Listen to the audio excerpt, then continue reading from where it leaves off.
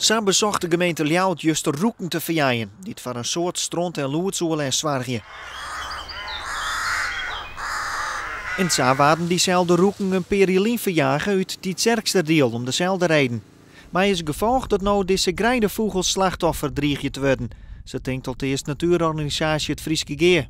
Ze worden eigenlijk wat tussen Ljouwert en het sterkste deel in mijn leven wat hen werjagen. En daar zitten wij krek met het grote wielengebied ertussenin. En dat is een heel open gebied waar nog een soort greidevogels zitten. En ja, omdat die roeken steeds hen werfvleenen. En omdat ze bijvoorbeeld in de Groene Ster al massaal brieden momenteel. Ja, ziekjes zien die omkrieten steeds voedsel. En elke keer als die roeken oervleenen, dan alarmeren de skriers naar de lippen. En ja, letten ze hun jongen of hun aaien even in de steek om achter die roeken te jagen. Roeken eten zelfs geen aaien of pieken, maar maakt ze zowel het paard vrij voor bijgelijks jerrebarden of zeevogels, die het maar al te graag maaien. Het Frieske Geer wil graag met beide gemeentes om tafel om te zoeken naar een oplossing. Al is dat een drege zaak. Het zal toch een stukje acceptatie wezen matten in eerste instantie dat ja, de mensen de roeken van heren matten in hun eigen omjouwing.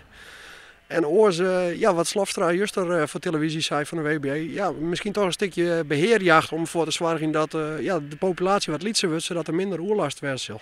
Dus afschieten. Ja. Maar daar zal het ministerie besluiten maken, want de roek is een beschermde en mij net samen afsketten worden.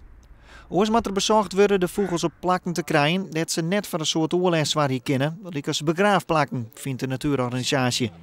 Maar ik daar zullen oren weer grif voor zo denken.